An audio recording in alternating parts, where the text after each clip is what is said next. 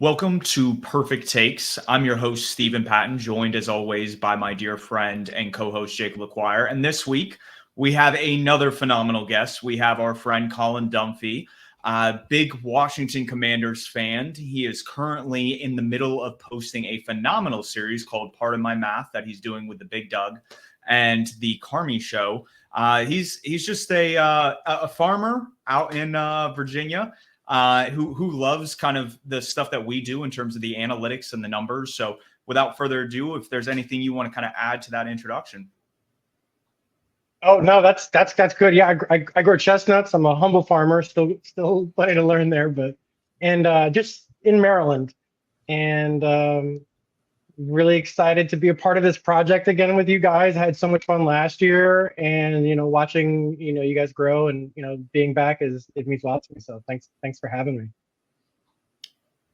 Yeah, thanks for coming on. We upgraded a little bit, as you can see. You can finally put faces to voices, I guess. But I'm excited to get into this division as well. Really enjoyed last week's, but I think the NFC East is a bit more interesting, to me at least, than the AFC East, because the AFC, you kind of know what you get, right? You have AFC East, rather. You have Josh Allen and the Bills. Even if they lose receivers, it's still Josh Allen. You have the high-powered Dolphins offense. You have something's going to go wrong with the Jets. Like, you kind of know what you're getting there, but I think it's a little bit more predictable or unpredictable rather at the top and the bottom this year going forward. So like last season, we had the Cowboys win the division, but that might not be the case anymore. And I think a big point to make with the Cowboys is a lot of the people that they lost this offseason, right? Tyron Smith, even though he's a bit older, he's been like their guy at left tackle for the greater part of a decade when he's on the field. And he's been really good for them. More O-line losses. Tyler Biadasz, he's I think he'll probably start for Washington, if I'm not mistaken. He comes over with Dan Quinn. Dan Quinn also brings over Dante Fowler, the edge rusher, and Dorrance Armstrong. Another D-line. And then they also lose guys like Tony Pollard, Michael Gallup, Stephon Gilmore. So, like, not world beaters by any means, but really important pieces. And I don't think they replace them with people, I guess, consummate to the value that they lost is how I would put it. I think that's a good summation of it. I think when you look at it, Cooper Bebe, who I believe was your third overall graded guard coming out of this draft class, they draft him. So maybe he's an interior offensive line guy, whether it's a center day one, or maybe they kick Tyler Smith out the left tackle and he plays left guard. You draft Tyler Guyton in the first round to be that future left tackle for you. On the defensive side, Dorrance Armstrong and Dante Fowler there, what you're looking to replace. In essence, you're trying to hope that Mozzie Smith and Marshawn Nealon, year one and year two guys, are able to take a step and replace those veterans. On the back end, when we talk about Stephon Gilmore, who provided 90% of defensive snaps last year, like, you got to get that kind of production from Trayvon Diggs, and you may not get that immediately coming off of injury. So there's a lot of question marks on the Cowboys, and if some of this stuff doesn't gel right away, or they kind of fall apart as the season goes on, they could kind of spiral out of control heading into 2025. Yeah, I think those are great points. I think one of my talking points for this podcast, I'll just kind of tease it, will be like wide range of outcomes. And I think you've already mentioned it. And it's like for different reasons. And so, all that turmoil at the top of the leadership of the Cowboys, Commanders fans are really happy to have, the stability of the secondary offered by Joe Witt. And hopefully Dan Quinn. So yeah, I think those are great takes for some of the problems that the Cowboys could have. On the other side, I think they have the potential for still achieving some really high outcomes as well.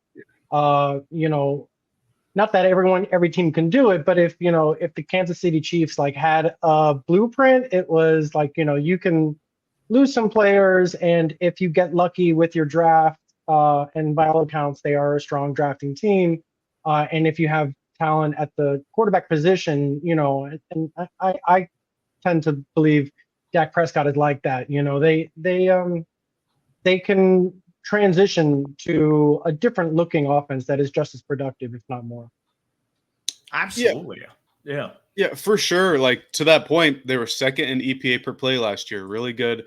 On offense, they were, I believe, 9th in offensive DVOA, 5th in defensive. So really, really strong team all around. I don't want to like put the doom and gloom on them just because I'm a Cowboys hater. They had a really strong year last year. And to Steve's point, who's a big Mike McCarthy fan, they've been 12-5 the last 3 years in the regular season, which is really good. Like we kind of, I guess, take it for granted because we're like, oh, they should do better than 12-5 and then losing early in the playoffs. But it's hard to be that good consistently year over year.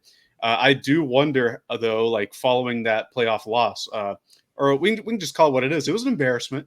The lowly, I don't want to say lowly, the young Packers came in and embarrassed them in their own home stadium. And I wonder if that's going to have any ripple effects throughout maybe the next couple seasons, because we already see them lose Dan Quinn. And I like Dan Quinn. Their defense has been really good under him. As far as that's concerned, they bring in Mike Zimmer, who could maybe be an upgrade, but they've had stability there for a while. We're starting to see that shake a little bit. And then on offense, like Steve alluded to before the pod, Dak Prescott and Mike McCarthy are both on contract years. Contract years. I don't think they have any options or anything. I know Dak has a no tag and no tag clause, so he's going to be unrestricted unless they can extend him at some point this season. So it really, I think this season for them, I think it really hinges on how they start, like how strong they start, and if they can make a deeper playoff run. Because I said it last year, I thought that they should have done like not a full reset, but like maybe a soft reset, maybe get Tyron Smith out of the building a year earlier or something like that.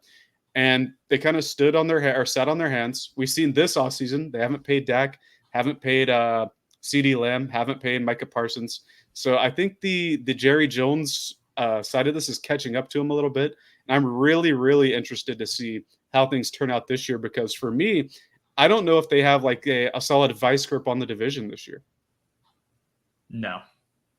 And the thing is you look at all the losses they've had, and hopefully, like Colin alluded to, you're able to replenish as a team that's really, really good at drafting immediately. But if that doesn't happen, like you look across like your competition in the division and the Philadelphia Eagles, and they added so many pieces, and they were right there neck and neck with you last year. And so we've seen the NFC go back and forth between these two teams for a good portion of the last decade. It's just one of those things that unless everything goes right, it's hard to imagine the Cowboys repeating as the NFC East champions again. Those are great takes. Totally agree. Yeah, like as far as sorry, Steve, do you want to? Well, that's what it's. I guess this is a good segment in the kind of the flooring ceiling of this team before we move on. And for me, the floor is that this team is capable enough to go to, I believe, the divisional round in the playoffs. I don't think they're a top 2 team in the NFC. Now, granted, we've seen teams get easier slates within the playoffs, and you never know if he doesn't have to. The Cowboys don't have to go up against a Kyle Shanahan kind of style offense or team between Kyle Shanahan, Matt LaFleur, Sean McVay. Some of these minds that are able to play and ensure different schemes on the field that are just like the issue with the Cowboys when we talk about what they didn't fix from last year, because you talked about the shellacking, Jacob, is that they did not fix their linebacking core. They cannot get bigger with a team and just bully ball. They live in nickel and dime packages. They're going to just get eaten up by these 21 personnel looks that a lot of these Shanahan-style offenses are able to run and incorporate into their scheme. So when you see that they haven't fixed this, unless they don't face one of those offenses, they aren't going further in the playoffs. They didn't get better. I don't think Mike Zimmer is the fix there. You still need guys there, and they don't have those dudes. So with that being said, why the ceiling, I think, is divisional round, the floor, I see it 8-9. I see him missing the playoffs, and I see him kind of hitting that hard reset that you thought they should have maybe approached last offseason. I don't think that they're going to go below 500. I think they're going to be like 9-8-ish is their floor. As far as the ceiling, again, I think they could make a playoff run. Dak Prescott played the best year of his career last year. If he's going to continue on this trajectory, their offense is going to be fine. But again, it's coming back to that defense. I don't know if Zimmer is going to fix the smaller back end like you're talking about and the loss of depth on the front. I think that's something that's been really underrated for Dallas the past couple of years as well. They've had Trayvon Diggs have, an 11 interception year where he also gave up like 1,000 yards. And then Deron Bland had a really good year last year. They've had strong back end performances, but I think it's being able to rush for and have a strong rotation, kind of like the 2013 through 2015 Panthers. The D-line had really good rotations, like 6 or 7 deep. They don't really have that anymore. And you talk about their small size. Micah Parsons isn't the best run defender for that particular reason, because they can just throw a pulling guard on him or something and just knock him out of the run play. So I think the defense is going to be the thing that holds them back. And hopefully, as a Commanders fan like Colin is, hopefully that can be a strength of the team for you guys next year with the Cowboys staff coming over and some of the players that they've had. But I think play like 1 or 2 playoff wins, but then 8 and 9, 9 and 8, like you're talking about. That's kind of the range for me. I kind of stick to Vegas win totals, to be honest, and a lot of this stuff. So like I saw them listed at 10.5. And I think that's reasonable. To the extent that we did like outlined why why they can, do much poorly, much more, much worse than that. I think they could also have like a similarly high end on that. If some of those things come together and, like the offensive line and, defensive stability for, in the setting of Dak Prescott and CeeDee Lamb, doing what we, might expect them to do. And, I was looking at CeeDee Lamb again, like his yards per route run were like over 2.5. He's had a great season last year. And I do believe in Dak Prescott. So like, I think that they would maybe have like a really high potential outcome there where they could maybe do like, could maybe be one of the top 2 teams in the NFC if things go right. Absolutely. Yeah. When we look at, and for those of you who end up watching the YouTube stream, the VIG adjusted win total and where they performed last year, they're definitely in that top right quadrant where we should be arguing that they're a top 2, top 3 team in the NFC. It's just you're banking on them being able to stay healthy, being able to return to form that they were last year, and they don't skip a beat. And it's just between the lack of depth at certain positions, pretty much the reliance on rookies performing day one. It's a lot. And I think that unknown kind of opens the door for another team in the division. And speaking of the Philadelphia Eagles, we've already kind of brought them up. This time tomorrow, I'll actually be in Philadelphia visiting some family. So that'll be a lot of exciting games of the link. Very rowdy crowd, very lively crew. And kind of going back to what I was alluding to earlier, since 2016, there have only been 3 teams in the NFC East to win the division. And the Washington Commanders only won it 1 year, and that was in 2020. So when we go 2016, that was the Dallas Cowboys. 2017 were the Philadelphia Eagles. 2018 goes back to the Cowboys. 2019 goes to the Eagles. Again, that Commander year where they won was in 2020. Back in 2021, the Cowboys win again. The Eagles win 2 years ago, and then the Cowboys won last year. And so if we follow this simple pattern, and I would do this constantly growing up when I was watching the sport, like, the Panthers started 4-2. They won their first 2 games. They lost their third game. They won 2 more. They lost another. We're just going to go 2-1 the whole rest of the way. It was just that simple pattern recognition.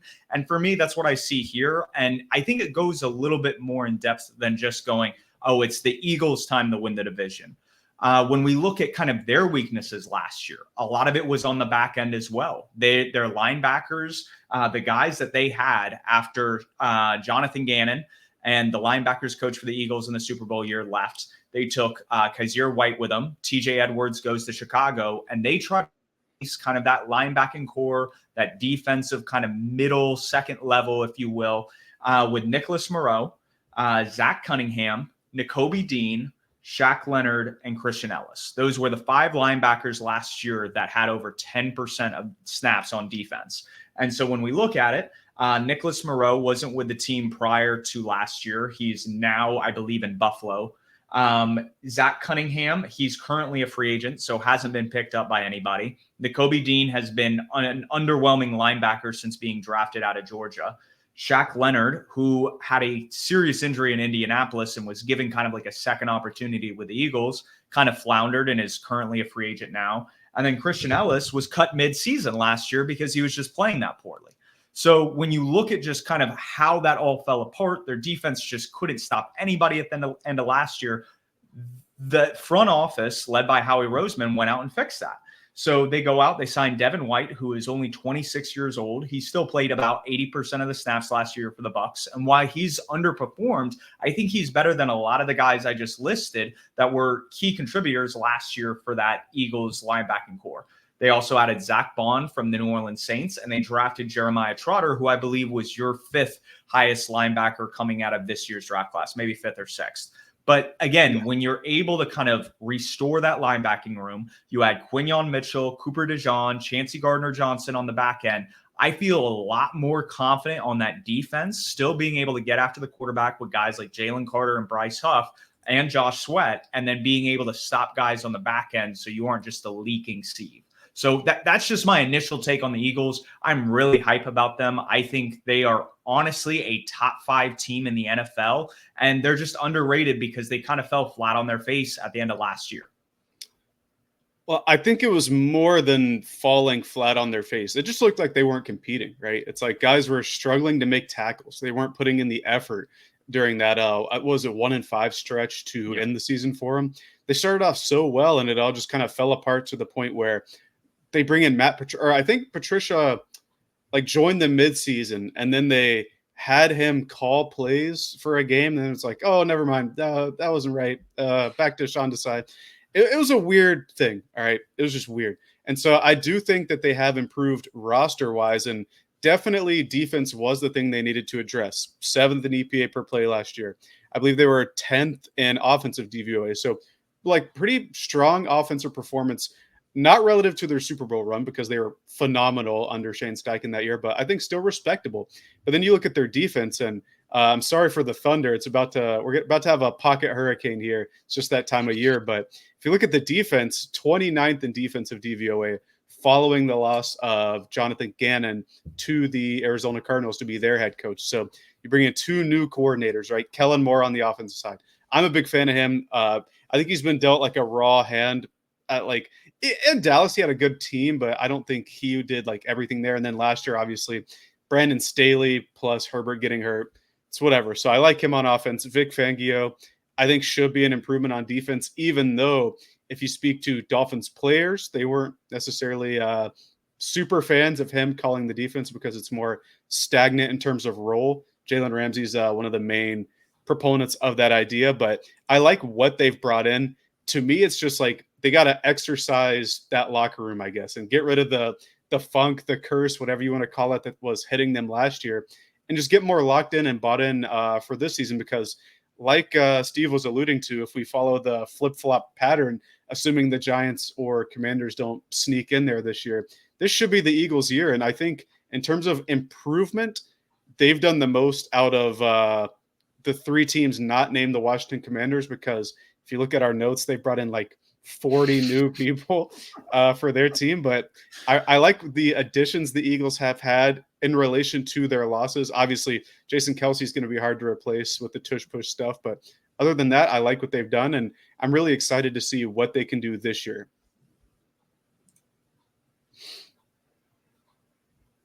Yeah, I've kind of undersold them at certain times, and so preparing for this project, I looked them over, and they are a very strong team. I think Jalen Hurts, I haven't given him enough credit.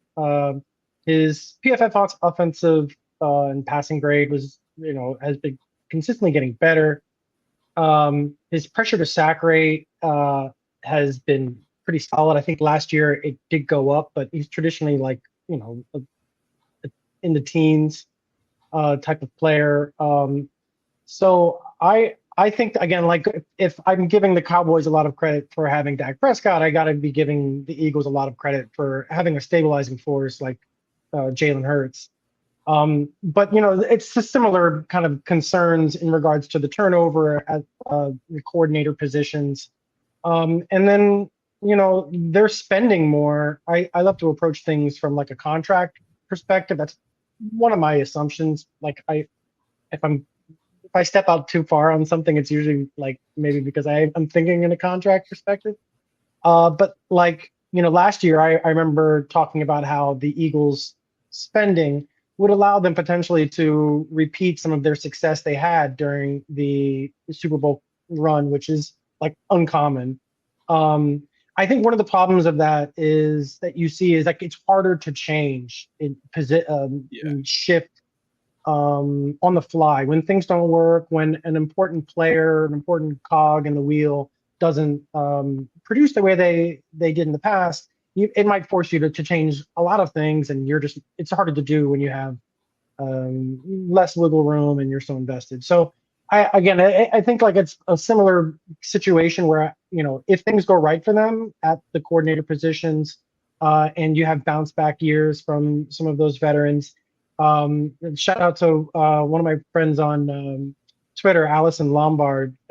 She does great work on all of NFC East, but I reached out to her, and she thought that James Bradbury, got a little bit of a bad raw deal, let's say. And so I think there's reason to think that you can have bounce back from those volatile positions and previously good veterans. Well, Absolutely. even And if you don't mind me butting in, even if you don't get the bounce back from Bradbury or even Slay, who I think wasn't at his strongest last year, they drafted two rookie corners early in the draft, right? And Quinyon Mitchell, the guy who was some of his tape is on the screen now. That was Steve's favorite corner in the draft. Certainly tenacious and has good ball skills there. And then Cooper DeJean, I think he's going to be more of a versatile back end piece, maybe safety, maybe move him to the star position and things like that. But I think they're bringing in youth as well as veterans along the back end, which they desperately need. And I think they have invested in the right spots this year, which is something we can't necessarily say last year following the Super Bowl run, because I know Jason Fitzgerald for Over the Cap on his podcast was absolutely perplexed that they extended both Darius Slay and James Bradbury without really doing anything else. So I think they're going in the right direction there this offseason, and that gives me hope for them, at least in that regard. yeah, there's a lot to like about what the Eagles are doing. I wanted to kind of commend the point that you brought up, Jacob.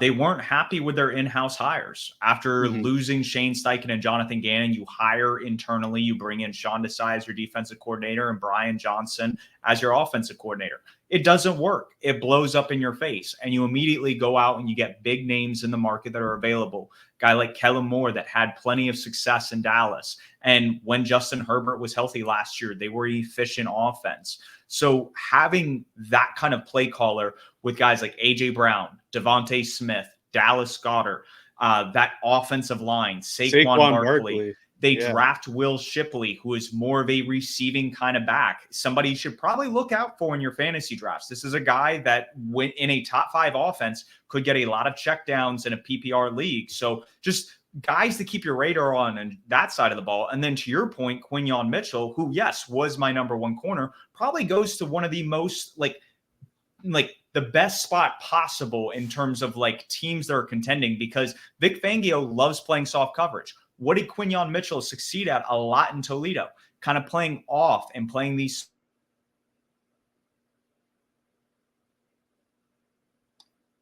Did we lose you? And Darius Slay on the back end. There's just a lot right now with what they're doing. And because of that, for me, I think they're a top 5 team in the NFL. I think they're going to take that step. And it's really going to be, I said a couple weeks ago when we were talking about head coaches that the Packers would make it from the NFC. But I think the team that they're going to be playing in the championship game are going to be the Eagles. Those two teams, in my opinion, are the most talented. We get to see them both play on week 1. And it's going to be a lot of fun. So that's my take. I think the ceiling for them is Super Bowl. Floor, I would say like 10, maybe 11 wins. I just don't really see this team regressing all that much, especially with how they've reloaded. Can I ask you a question about the Quinyon Mitchell? I heard a take that he would potentially be good on that kind of shutdown side of the Fangio defense, where you have like a guy playing kind of man and flooding coverage away from that. I think it's kind of like a rough description. And like Quinyon Mitchell might fit that guy who could play that shutdown role. Do you think that's something he could do as well? I do. I think he's an excellent open field tackler. I don't think he was the best necessarily in the draft. I think Terrion Arnold probably holds that spot. But when you look at a guy that's able to just kind of stay stride for stride with someone, there's a clip of him literally on Marvin Harrison Jr.'s hip, I believe last year. And Marvin Harrison obviously gets the touchdown because he's 6'5" and able to box out. But just seeing someone that technical stay with arguably one of the best wide receiver prospects we've seen in a few years, I thought that was impressive.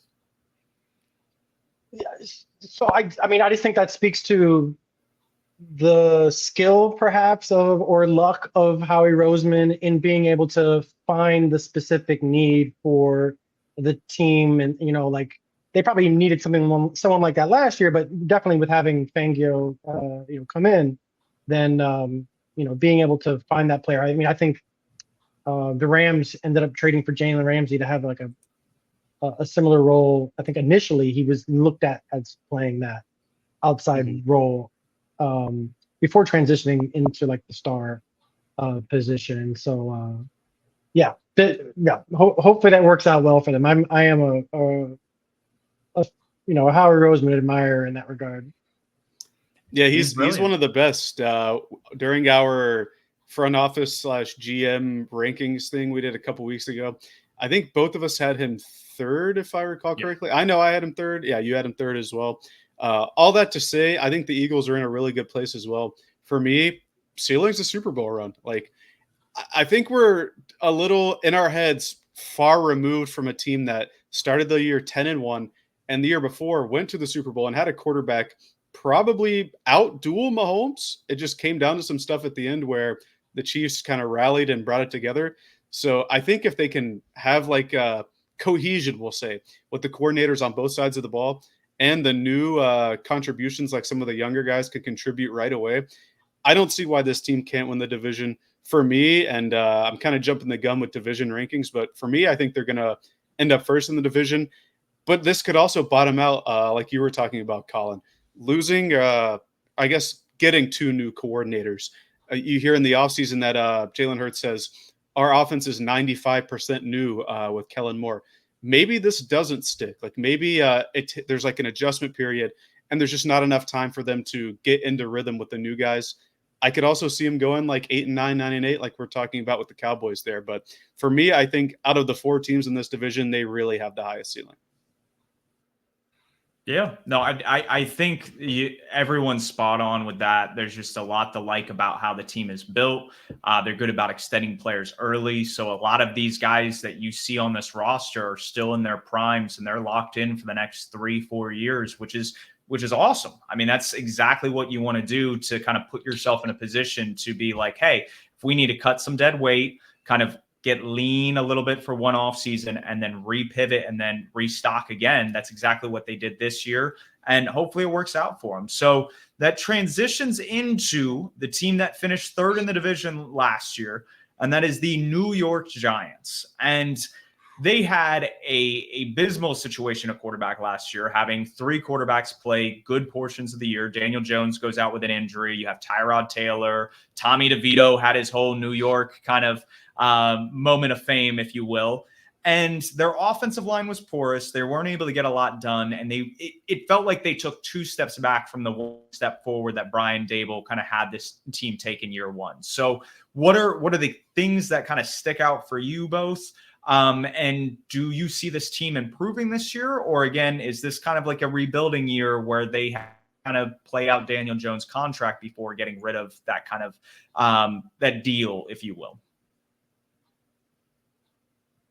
I think it's again like a wide range of outcomes potentially. The biggest factor I think they might have done to improve their team this year would be Malik Neighbors, and I'm looking forward to get your takes on this, Stephen. I think that's going to allow them to surprise some people, and from the study that Ben Brown and Judah Fortgang did in 2022 on explosive plays and success rate, that really opened my eyes to the importance of wide receivers in generating explosive plays. So it was like by far the most important factor. And if that's the case, I think maybe I have been underselling again, like just like the importance of wide receivers in that. And um, so to that extent, like I think the quarterback could be average, and you know, with the production of someone like Neighbors, they could um, exceed their Vegas win total of like 6.5. I think they're probably like locked on there a little bit, like a little more, a little less, somewhat. But like they definitely have a route to doing better, in my opinion. For sure. For me, I think Neighbors obviously I would say is the 1A biggest addition for me. I also like Brian Burns on the defensive side. I think Kayvon Thibodeau really struggled to I don't know how to put this, like get like break the sophomore wall, I guess is how I would put it last year. And I think with having Brian Burns on one end, you have Dexter Lawrence in the middle, who's phenomenal. He might be the best defensive tackle in the league now that Aaron Donald's gone. Chris Jones might still have an argument, but he's right up there. And then having Thibodeau on the other side, I think their D-line rotation is going to be really, really good this year for them. And I think that should help Thibodeau's growth. My questions lie in the back end of the defense. It's going to be like all rookies / second or third year guys. And then I really have questions about Daniel Jones. I've never been a big Daniel Jones believer. I thought his season where Dable's first season was more of a flash in the pan, or a stroke of having Dable kind of insulate what Daniel Jones is able to do to generate success behind some of the running game and stuff like that. So I'm not a big fan of him there. And that, to me, that's going to be the reason that they don't exceed that win total of 6.5 or anything. But I'm intrigued by how the quarterback situation is going to play out this year, considering the injury guarantees that Daniel Jones has, considering Drew Lock apparently, when they first got there, thought that he was going to have like a fair shot to start. I think Daniel Jones is going to start in the end, just to see it, like for them to see what they have in him, if they can go another year with him without having to go for a QB. But I'm just really intrigued on how that's going to work versus other options at QB, because we've seen all the clips on the Giants offseason Hard Knocks. They tried to trade up there to 3 to get Drake May or whatever other quarterback they had on their board at that spot. So I'm just not sold on the captain of the offense, so to speak. I think that's an excellent point. I don't think anybody should necessarily have a lot of faith in Daniel Jones. I don't think he's warranted the high draft picks Dave Gettleman took him with several years ago. But what's interesting is I think Malik Neighbors is going to be the key to unlocking other players on this offense. And what I mean by that is his level of explosiveness is going to require defenses pay extra attention to him. And having that kind of speed on the field alongside a guy like Jalen Hyatt is going to be able to stretch defenders. Maybe you're able to have Wan'Dale Robinson and Daniel Bellinger take advantage of that with underneath routes. And so I don't think they're going to have necessarily a reliance on the run game. I like what they did on the offensive line, adding a guy like John Runyon. They added also Illuminor, who has experience playing right tackle. So if Evan Neal continues to underwhelm, you can kind of substitute him out. You have Andrew Thomas as that left tackle. And I think it's John Michael Smith as their center, who they drafted last year. If all of that comes together, you have Brian Dable able to scheme guys open. Daniel Jones isn't obviously going to hit everything, but I think they're going to look much more like the offense we saw in 2022 rather than last year in 2023. Then we flip over to the defensive side. And that is where, when we talked about the Eagles, okay, they have new coordinators. We're hearing from, obviously, Jalen Hurts that the offense is going under this huge change. We're going to see that same thing with the Giants defense. They get Shane Bowen from the Titans, who is known to rush 4 guys and drop 7. That was his staple. He did not blitz you. He had a strong enough defensive line, is that we're going to get after you, and we're just going to drop and play a numbers game back here.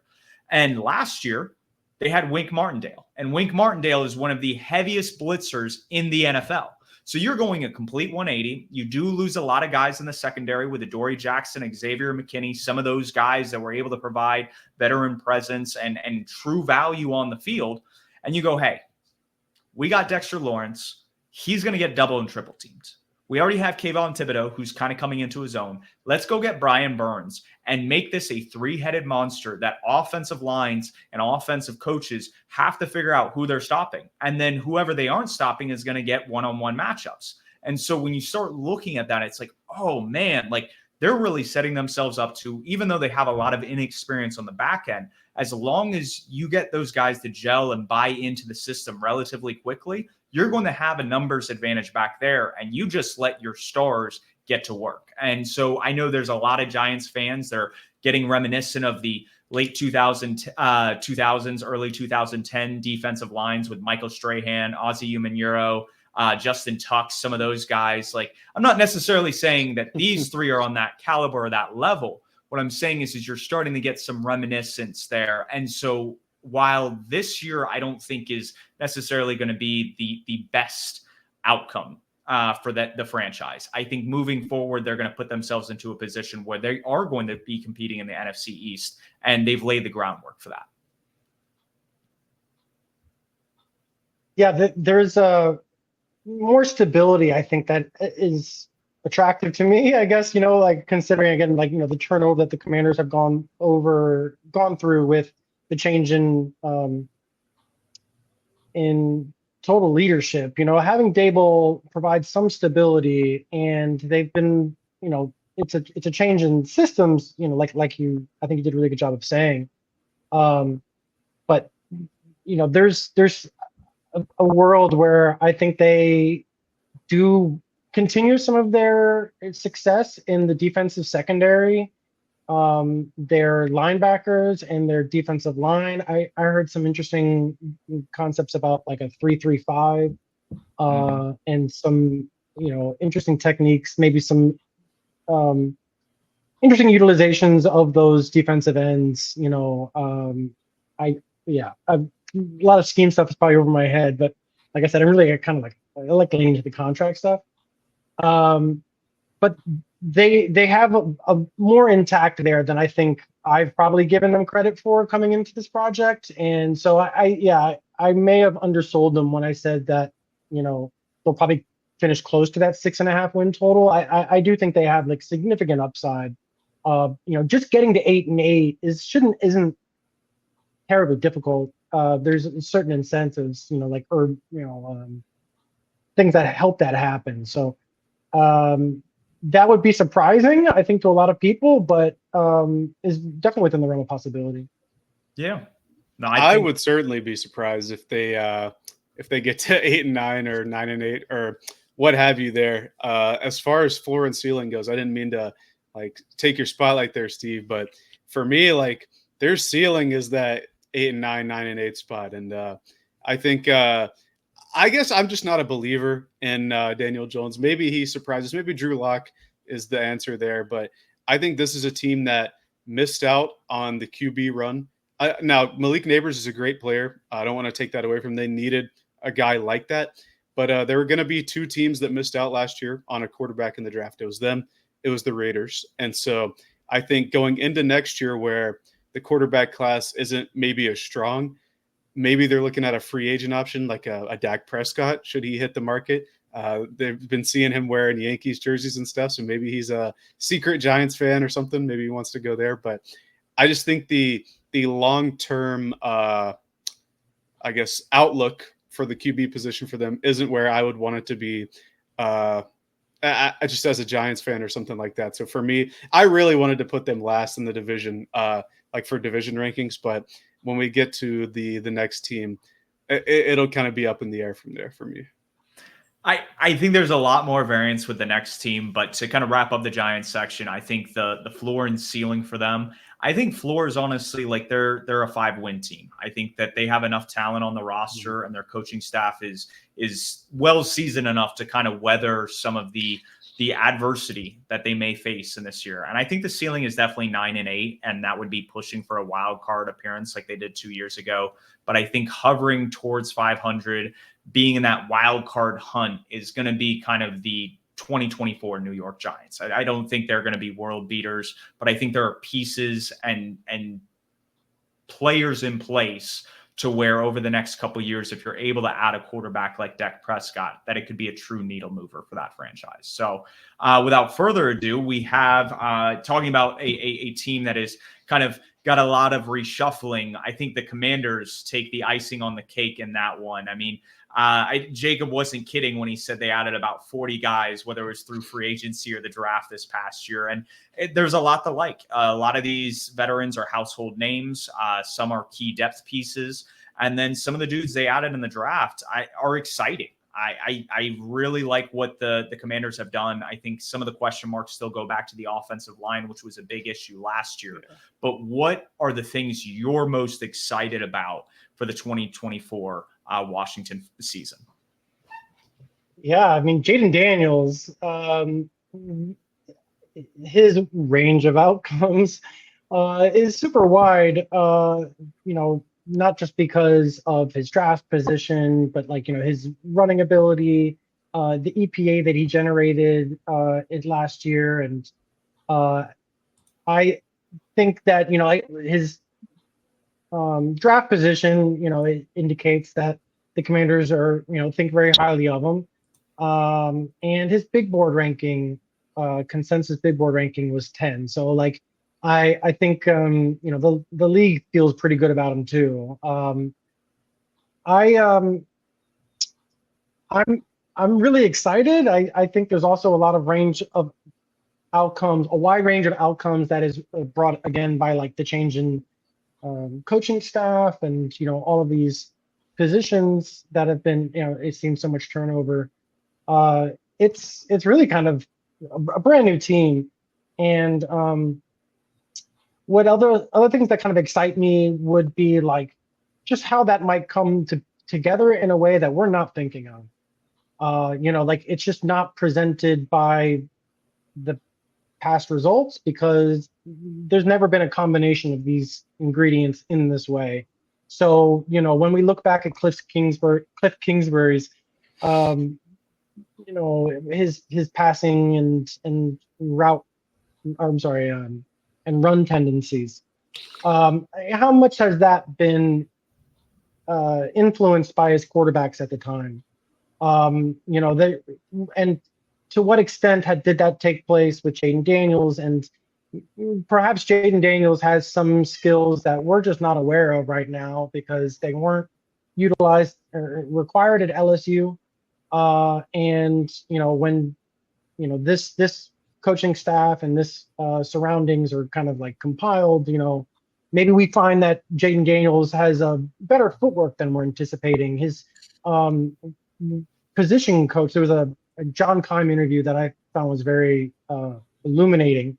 I forgot the guy's name, but he was a longtime position coach for Jaden Daniels, and went at length talking about the footwork that he has been requiring him to do. And it's just it wasn't something that he's been asked to do at LSU, so it wasn't really on the tape. That's my understanding on it. So what other things like that exist? Given the investment that Jaden Daniels did in the VR headset, how that's brought about improvements in his seeing the field, getting through his progressions, getting his time to throw down, hopefully addressing that pressure to sack rate.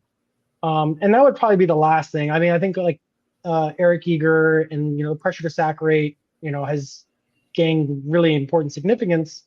Where I think that comes to play with Jaden Daniels is maybe there's some granularity to those instances where he pressures were turned into sacks in a way that was different than what we saw with Sam Howell. So maybe Commanders fans, I'm leaning now on the work of Mark Bullock, who's a writer in the Commanders fan base. He has his own Substack,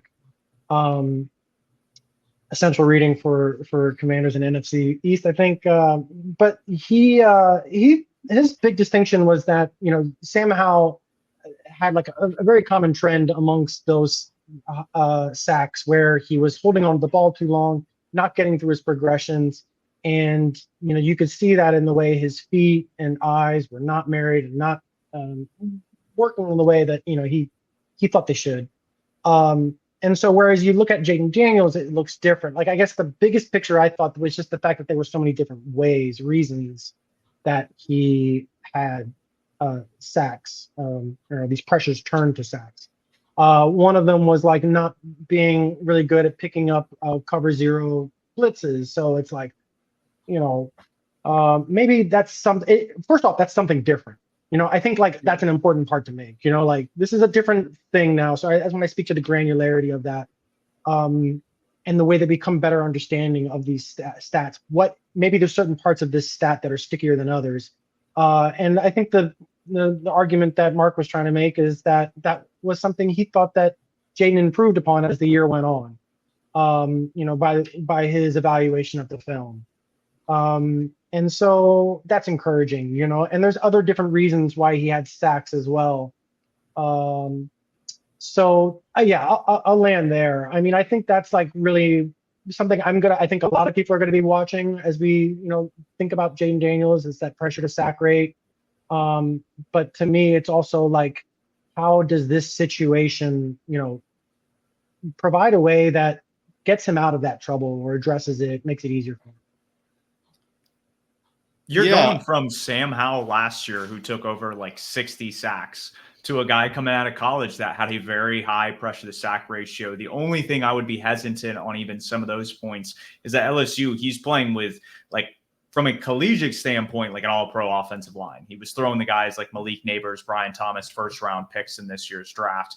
And while he's uber talented, he played even with Brandon Ayuk out in Arizona. This is a guy where he's probably a little bit more polished than we would want to say. I love his release. It's very quick. He's obviously a tremendous athlete. I think he's got a good arm. And if footwork kind of helps with kind of avoiding stuff, allowing him to set his platform and deliver accurate passes downfield, then I think some of the accuracy concerns that might have been there in college kind of dissipate a little bit more. And you're looking at somebody who has enough weapons that it's really just, can you avoid just some of those negative plays, whether it be sacks or interceptions? And I know Jacob watched a lot more film on him. Is that a step you see him taking with them adding a guy like Tyler Biadasz, Brandon Coleman through the draft, some of those pieces on the offensive line to pair with Terry McLaurin, Jahan Dotson, and Ben Sinnott? I think it's going to be a bit of an adjustment period. And when I was talking about I really wanted to put Washington third, this is what it comes down to, is I think, yeah, you're absolutely right. Playing with both of those tackles at LSU, who are both going to be first-round picks in this upcoming draft, playing with both Neighbors and Brian Thomas Jr., who were both first-round picks in this previous draft. I think all that's going to come into play when he's playing with the current offensive line. I think any Washington fan can tell you that while Sam Howell is a sack generator, he actually took more sacks than Bryce Young, I believe, last year, which is outstanding, by the way. I think the offensive line had a lot to do with it. So I think there will be an adjustment period. However, Jaden Daniels is much more elusive than Sam Howell is. While Howell might bounce off people while he's running, Jaden Daniels, I don't want to compare him to Lamar Jackson because Lamar has 2 MVPs, but he has some of that elusiveness and quick twitch in his movements that allows him to get away from defenders like that. Now, we did see him take some huge open field hits last year at LSU, but he also made a lot of people miss, and I think that's going to play to his advantage this season. My other big hangup is in Cliff Kingsbury. I'm like an anti-Cliff Kingsbury guy. To me, I think he held Kyler back for like a lot of what Kyler Murray was able to do. I think Cliff Kingsbury had a big part in that. However, I think he's probably learned from that. And I think with not having a full air raid personnel at his disposal and maybe dialing that back a bit and fitting more of what Jaden Daniels is able to do, like finding guys at high pointing down the sideline. We were looking at this Malik Neighbors tape here. I'm going to replay it because the guy throwing him the ball is who we're talking about. He's really good at placing the ball there and letting his receivers go and get it. I think he has good vision deep down the field. Now, he didn't attempt a ton of stuff deep over the middle because neighbors might get bumped off of that and stuff like that. I don't think McLaurin is going to have a problem with that. And I think McLaurin and Jahan Dotson, who I'm looking to have a big year this year because I was a big fan of him his rookie season, I think they're both going to work really well with Jaden Daniels. And the guy I'm most excited for them in this new offense is Ben Sinnott, the tight end that both of us love, Steve. He's like the tight end, fullback extraordinaire, Kyle Juszczyk kind of guy. I think he's going to help out a ton in both the run and pass games for the Commanders' offense this season. The RPOs with him involved are going to be insane, but from a blocker and a receiving option. Yeah, I think there's going to be some neat like pistol kind of lineups that they're going to be able to do with him in the backfield, just because of his ability to move and be multiple along the back end of along like the back of the offense. I think they're really going to get a lot out of him this season. And that's just like the rookies we're talking about. They also brought in a ton of veterans. Like we already mentioned Tyler Biadasz. They bring in a lot of defensive guys, but Zach Ertz as well. Nick Allegretti, formerly with the Chiefs, right? Yep. Yes. They bring in Austin Eckler, who, listen, he's not Austin Eckler of 2020 or anything, but I'm sure he has a little bit left in the tank. And if anything, he can give pointers to the young guys and a ton of guys on defense as well. We talked about Dan Quinn bringing some of the Cowboys guys. You also bring in Frankie Louvu from Carolina, a fan favorite. As other podcasters will say, he's like the NFL hipster guy. If you know ball, you like Frankie Louvu. They bring in Jeremy Chin as well, who is almost a carbon copy of Cameron Curl. They do a lot of similar things there. Curl has been a bit better towards the end of the rookie deal, whereas Chin, I think, was a bit better earlier, but they're going to have a similar role there. I think a lot of the infusion of talent is a thing to be really, really excited about. It's just, for me, the O-line for a quarterback that's slider already and who had a high pressure to sack rate. And I'm just still not sold on Cliff Kingsbury. Those are the two things giving me hesitation for this team moving forward. But this team turned a new leaf, like we talked about a year ago when we had you on talking about this division. They exercised the demon that was hanging over them before. And now they have a whole new staff, a whole new quarterback, like a whole new mojo, mantra, whatever you want to call it. So there is optimism for this group. And I could see them finishing third in this division ahead of the Giants if like Daniel Jones stinks, if all that falls apart, if the defense doesn't adjust. But for me, until Cliff proves it to me, I can't put him there. I like it. So we've talked at nauseum at this point about the Washington offense, and I think there's a lot to be concerned about, and I think there's a lot to love. And we'll see kind of what comes together if Cliff Kingsbury and Jaden Daniels are able to get on the same page. If they're able to avoid mistakes, you're going to keep yourself in games because they do have some interesting pieces on defense. You still retain Jonathan Allen and Daron Payne on the interior. Mm-hmm. You add in the draft, arguably the second best interior defensive lineman in Johnny Newton, who I think is going to be phenomenal. I think that was a great addition. We talked about the additions earlier and Dorian Armstrong and Dante Fowler, and obviously the edge is a concern. But you go to Frankie Louvu and even Bobby Wagner at the linebacker level. You look at Jeremy Chin at the safety level. It's almost like middle of the field. They have dudes. It's on the perimeter that they don't have the guys, the edge positions. And obviously they draft Mike Sandstrill. Obviously they had Emmanuel Forbes from last year's draft, but those aren't guys that you're writing home about and saying these are all pro, first, second team, Pro Bowl type players, or at least at this point in their careers. Well, I would say not yet, but then we have Dan Quinn, who's worked with guys that are a bit more aggressive but have excellent ball skills, and Trayvon Diggs and Deron Bland. Maybe Emmanuel Forbes takes off with that as the guy who I believe had the most pick sixes in NCAA history during his tenure. So he did. That's going to be a huge addition too, like Dan Quinn and his defensive philosophy. And that's all I was more trying to point out is that the strength of their team is in the middle of the field. And we see so many of these Shanahan style offenses trying to get guys out in motion and move space and try to attack those areas. He's got his strength, his anchor. I not speak for the past 2 minutes. Strength and anchor of the defense is right there in the middle. And so I think while they're still going to take, I would say, a year or two in rebuilding that side of the ball, this is a good step in that direction in terms of going, this is how we're going to solve that problem and have answers to problems that Dan Quinn hasn't been able to solve up to this point.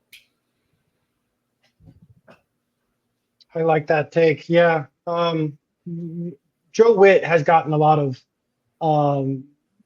props here in DC after this press conference that he did when he first started. I mean, it was one of these things where everyone was like, I'll run through the wall for this guy. And I think there's a lot of hope that it's it's not just Dan Quinn, but it's that energy and optimism, and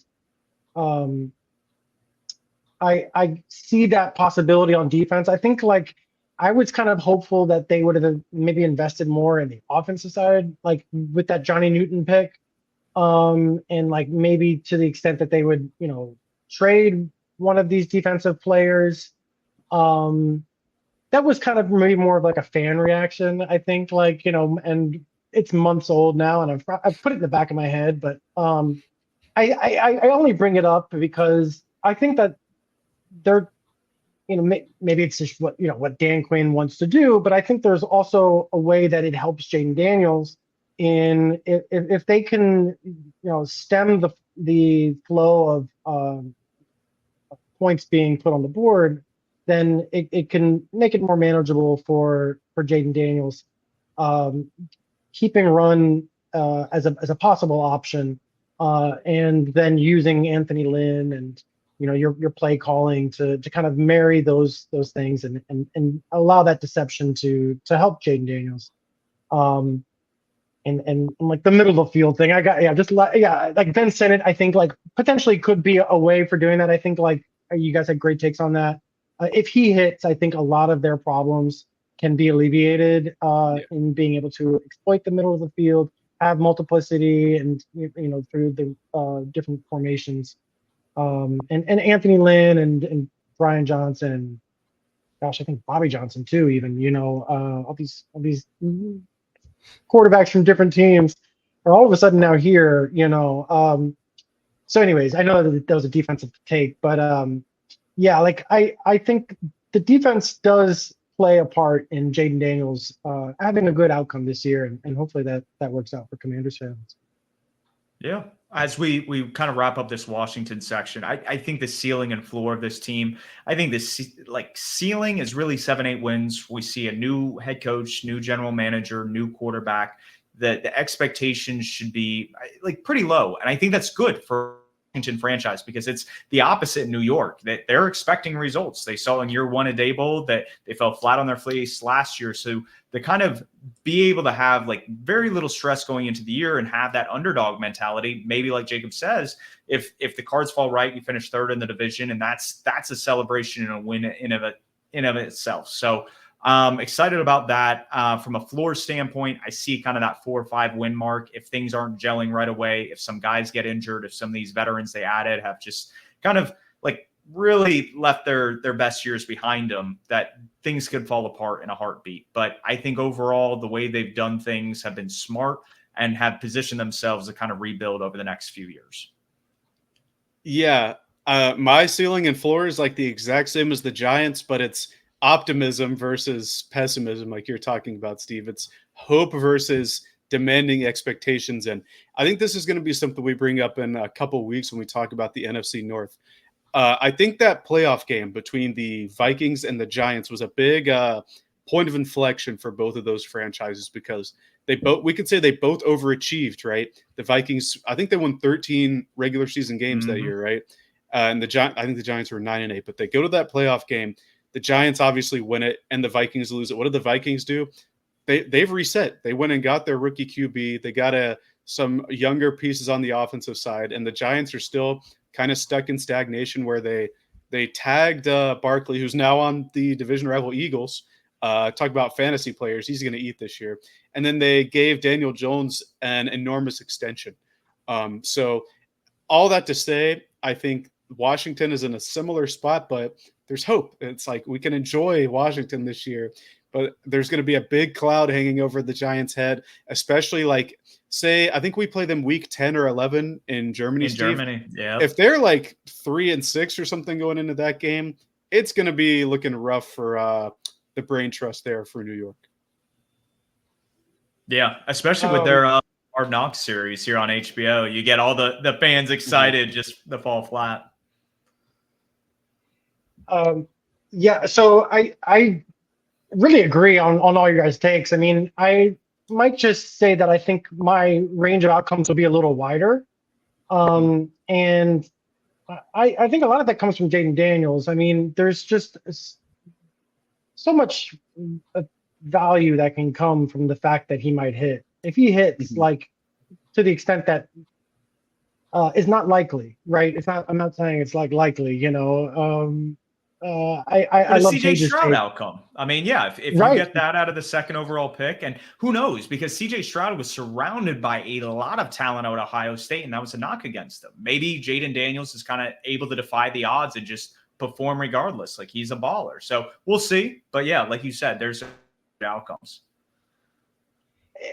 And low outcomes too. I mean, so, you know, of course, there's a probably better than half chance that Jaden Daniels is not the guy.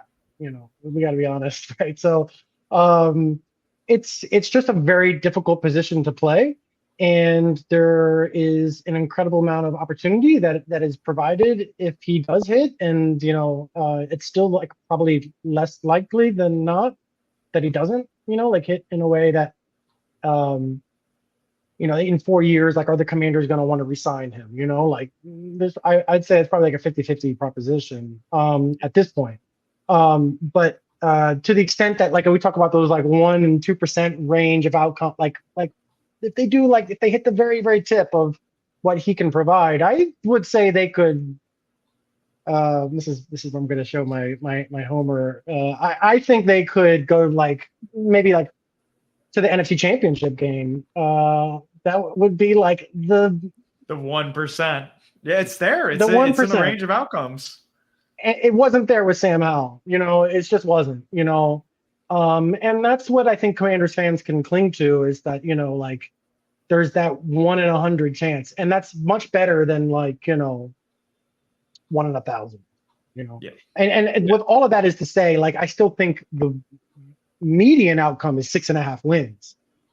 So if there's like a one, you know, what are the 1% chances they finish with 10 or 11 or something, 11, 12, you know, I think they could also do like 2. I do. I mean, like, it could totally implode. You know, if Daniels doesn't hit, you know, or, you know, he just, all he has to do is just get injured. And, you know, the offensive line has all the problems we've talked about, the defensive backfield struggles. They could easily be picking top 10 and, you know, very not 10. Yeah. So, or they could send that first for Brandon Ayuk, like we talked about at the top of the show. So you never know. Yeah. I guess we didn't really get too far into that. I don't think that's. I mean, my take on that is I just don't expect the 49ers to move him. I don't think they have to. I think that they have all the cards. Again, looking at the yards per route run stat, you know, like, Ayuk was super high up there, and reception perception came out with their thing, and he, like, you know, just blew it up. So I think there's really no way that a team that's like seriously in contention at this point in the season let go of a player like that. Whereas with Tyreek Hill, you know, the Chiefs had a different. It was before the draft, so they were able to plan. And so, like, yeah, someone would have to, like, literally, it would be like 2 firsts and like high first or something. Like, I just don't. No one's going to do that. I don't think the Commanders should do that until they know that Jaden Daniels really is that guy. So, like, it's a very small group of teams that would be willing to do something like that. In my opinion, you know, because they know that they're that close, and to take that risk. But yeah, that's it. I take. Yeah, no, I think the teams that would more be in the running, and I've seen some of the odds. Like you said, I think there's enough skill position players to evaluate Jaden Daniels without going all in right now. Where teams like the New England Patriots, where they don't have a true wide receiver one, they have a lot of these wide receiver 2, wide receiver 3 guys, and you're trying to evaluate Drake May. Go out and get them. You have the capital, you have the space.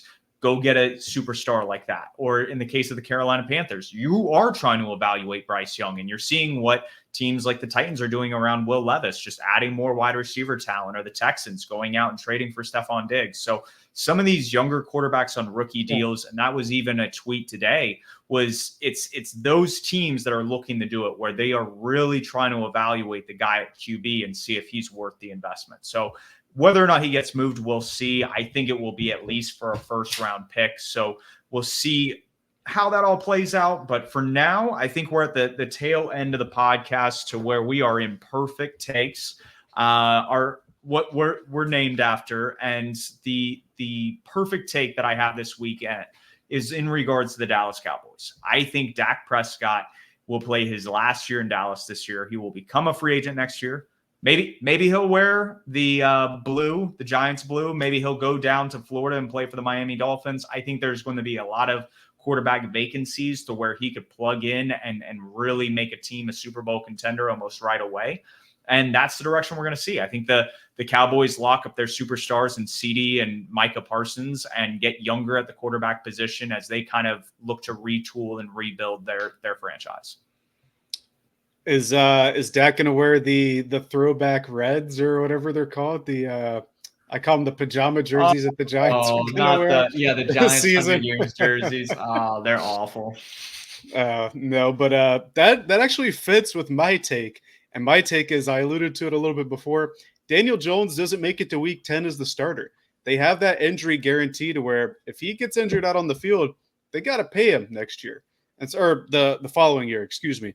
And so they brought in Drew Lock for a reason. And I think even if Jones is healthy, I think Lock's going to finish out the back half of the season, unless they're in that wild card hunt, like they start 6-3 or something, 7-2.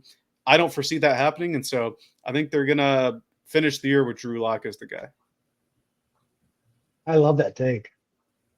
Got the contract working in there, that's I'm loving that take. So I want to thank you, Stephen, for not taking this. I don't know if you saw the notes, but I wrote like a blank player is going to be a top 10 wide receiver, and I think it's going to be Malik Neighbors.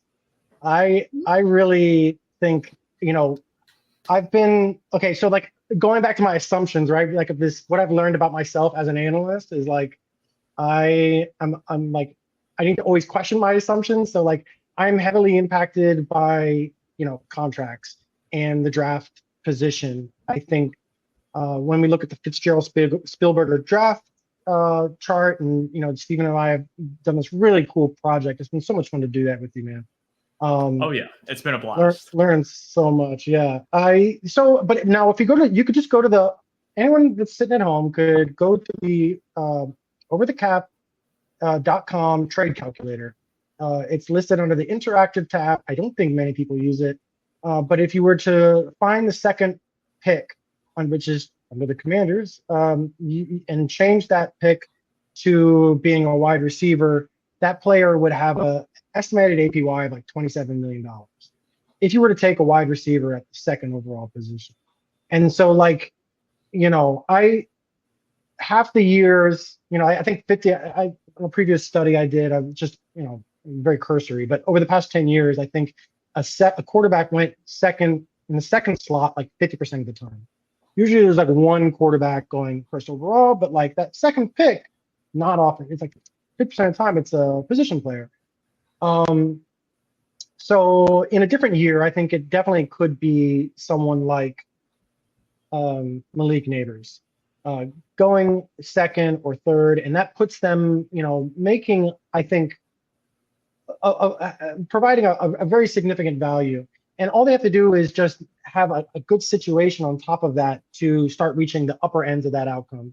And for me, that is Brian Dable. From a fantasy, I don't play fantasy anymore, but like from a fantasy perspective, I always want to see the setting and like what the coaches are telling us, because it doesn't really matter like what I think how good a player is. But if I know that the coach loves the player, well, and to the extent that Dable's calling the shots is what I understand, he had a large role in that discussion with the quarterback, and like I heard that the terminology that they're using is his, not Kafka's. And so if I'm just building on that idea that it's a Dayball offense, it's a Dayball pick, they're going to feed the guy and make sure that he hits. And, looking around the rest of the team, there's really not many other guys that are going to warrant much attention. I think you did a good job of explaining, Stephen, how those other guys can benefit, and maybe that helps Neighbors. But if he has a 2.8 yards per route run average the way he did in college, and he had a 3.8 last year, which is like, it would lead the league, and a 2.8 would be like a top 5. He'd be like a top 5 wide receiver. And so I feel like I'm being conservative when I say like 10, top 10. I think he can do that without the quarterback being good, honestly. I agree. Because of the situation and his explosiveness and the importance of explosive plays, et cetera, we talked about earlier. Yeah, no, it's all right there. I think your draft argument works really well for Marvin Harrison. We've seen guys like Jamar Chase that have been taken top 5 in the draft, and they hit the ground running, and they're electric, they're impactful. I think to your point about explosiveness, Malik Neighbors just screams that. And so if Dable's able to just scheme him open and get him the ball and force feed him, you're going to have those explosive plays. And those are going to be those game-changing plays. So I have him on my top 10 list. We did top 10 skill position players. He cracked my list. So I appreciate that falls in line. Jacob's a little bit lower on Malik Neighbors, higher on Marvin Harrison, and rightfully so, a truly talented guy. Do either of you two want to wrap up anything, touch on anything before I do the final touches? Just excited for training camp, I guess. That's coming up here in I don't know, a week, maybe a little 10 days. It's creeping up. It's right around the corner. The summer is hitting the peak, so to speak, right here at the end of the July, top of August. Colin, it was great having you on this week.